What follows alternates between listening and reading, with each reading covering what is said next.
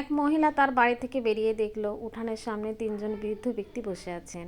তিনি তাদের কাউকে চিনতে পারলেন না, তাই বললেন, আমি আপনাদের কাউকে চিনতে পারলাম না, কিন্তু আপনারা হয়তো ক্ষুধার্ত। আপনারা ভিতরে আসুন, আমি আপনাদের খাওয়ার ব্যবস্থা করছি। তারা জিজ্ঞাসা করলো, আপনার বাড়ির কর্তা আছেন? মহিলা বললেন, না, তিনি বাইরে গেছেন। তাহলে আমরা আসতে পারবো না। সন্ধ্যায় যখন বাড়ির কথা ফিরে সব শুনলেন, তখন তিনি বললেন, যাও, তাদের বলো যে আমি ফিরেছি এবং তাদের ঘরে আসার জন্য অভ্যর্থনা জানাচ্ছি।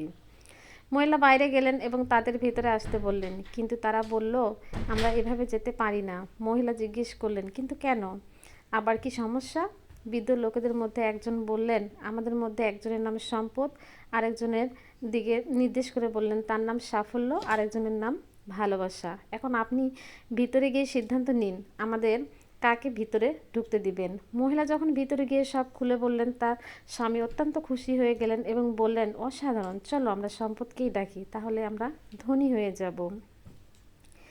তার স্ত্রী এতে সম্মত দিলেন না। আমার মনে হয় আমাদের সাফল্যকে ডাকা উচিত। তাদের মেয়ে ঘরের এক প্রান্ত থেকে সব শুনছিল। সে বলে উঠল, তোমাদের কি মনে হয় না যে ভালোবাসাকে ডাকা উচিত?